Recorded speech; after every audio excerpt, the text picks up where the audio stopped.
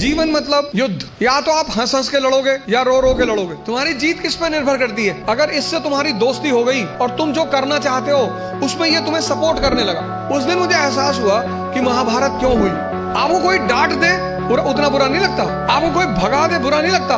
जब लोग हंसते हैं ना, ताकत है ना शरीर में, उत्साहित हो तुम, लाइन के आगे चले गए। तुमको पता कि अगर कोई झगड़ा करेगा सबको मारेंगे। मुझसे लोग पूछते हैं उत्साह कहां से आता है? शक्ति से। जीवन मतलब युद्ध। या तो आप हंस हंस के लड़ोगे या रो रो के लड़ोगे। जीवन मतलब युद्ध। दो लोगों के जीवन में कोई लड़ाई नहीं है। एक चपरासी के जीवन में, चपरासी, कुछ लोग मुझसे कहते हैं मुझे चैलेंजेस नहीं चाहिए लाइफ में। बहुत अच्छा, चपरासी बन जाओ। चपरासी का काम क्या है? साहब के ऑफिस के बाहर बैठा हुआ है, जो भी मिलने आया मीटिंग करा दी, वरना बैठे हुए, क्या फर्क पड़ता है। और वो भी चपरासी अगर ब्यूरोक्रेसी का है, जुडिशरी का है। भाई राजा से मिलने के लिए जो सबसे अहम आदमी होता है वो यही लोग होते हैं, यही इंफॉर्मेशन देते हैं। साहब कितने बजे आते हैं, साहब कितने बजे आते हैं, कहाँ जाते हैं, गोल्फ खेलने कहाँ जाते हैं। और या फिर जो लोग हरिद्वार चले गए, जिन्होंने कहा भैया हमें नहीं बनना आईएएस, हमें प्रधानमंत्री नहीं बनना, हमें कुछ बनना ही नहीं। आज आप गेरुआ पहन लो, आज आपके जीवन की सारी चुनौती खत्म, क्योंकि आपने मान लिया कि आप इस जीवन की लड़ाई में शामिल नहीं हो। लेकिन जीवन का मजा भी तो यही है। और करना क्या है? तो जब लड़ना है, जब ये पता है कि लड़ना है, युवा मतलब शक्ति। भारत आज एक दुनिया का ऐसा देश है जिसके पास सबसे ज्यादा युवा हैं। और भारत आज दुनिया का एक ऐसा देश है जिसके युवा सबसे ज्यादा डिप्रेशन में है। इसीलिए तो बुजुर्ग लोग शादी कर रहे हैं।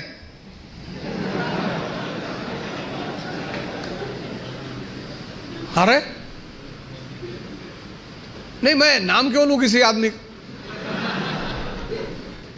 पर अखबार तो सारे लोग पढ़ते हैं ना। डिप्रेस आदमी से कौन शादी करेगा? और जीवन की लड़ाई में दो ताकतें बहुत काम आएंगी, एक मन की और एक शरीर की। तुम जब भी ऊपर उठोगे तो ये ग्रेविटी तुम्हें नीचे खींचेगी ना। ऐसे समाज की ग्रेविटी है। हम जब आईएएस की तैयारी करने गए तो हमारे गांव में हर आदमी, मतलब एक साहब तो हंसना शुरू किया उन्होंने, और हंसते हंसते गिर गए वो। उन्होंने हमसे पूछा दिल्ली क्यों जा रहे हो? अब मेरा दिमाग खराब था, मैंने कह दिया मैं आईएएस की तैयारी। बोले आईएएस?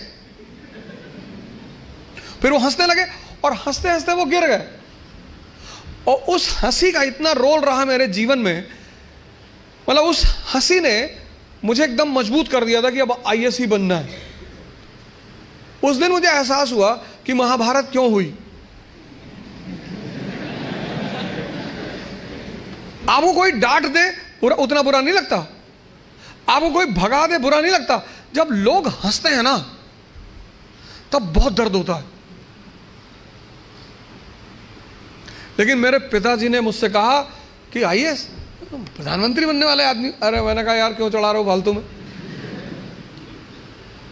भगवान का आशीर्वाद से आज भी हमारे साथ हैं। और मैं अगर उनसे कोई भी बात कहता हूँ तो तुम्हारे लिए तो कल ही कर लोगे। तो मैंने कहा सोच रहा है हवाई जहाज खरीद लो। अरे ने कहा भैया जी लेने दो। लेकिन उन्हीं की वजह से, मतलब आज जहां भी मैं हूं उसमें सबसे ज्यादा योगदान मेरे पिताजी का है।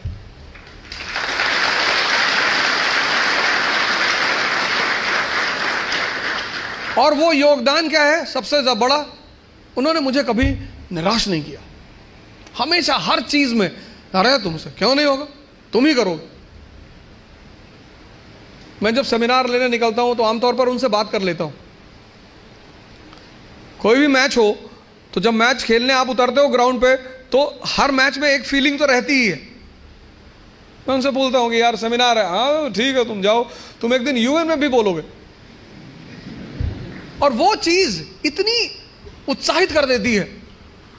आप में से बहुत सारे लोग हैं जो 10 घंटा पढ़ना चाहते हैं लेकिन ये पढ़ने ही नहीं देता होगा। तुम्हारी जीत किस पर निर्भर करती है? अगर इससे तुम्हारी दोस्ती हो गई और तुम जो करना चाहते हो उसमें ये तुम्हें सपोर्ट करने लगा। या तुम उठे सुबह, तुमने डिसाइड किया कि आज मैं 4 घंटे पढ़ूंगा और तुम्हारा मन तुम्हारे साथ बैठ गया और 8 घंटे बीत गए, तुम्हें पता ही नहीं चला। वही तो ब्लेसिंग है। और तुमने टारगेट बनाया कि 6 घंटे पढ़ूंगा और 60 मिनट बाद तुम चाय पी रहे हो बाहर खड़े होगे। और चाय पी रहे हो तो बुरा नहीं कर रहे हो, चलो अच्छा कर रहे हो। तुम्हारा जो डिस्कशन है, तुम जब भी लोगों से बात करो, तुम ये गौर करो कि किस मुद्दे पे कर रहे हो। सुष्मिता सेन शादी कर रही है, तुम्हारा चाय पीना भी बुरा नहीं है, तुम्हारा डिस्कशन करना भी बुरा नहीं है। बुरा है तुम्हारा मुद्दा।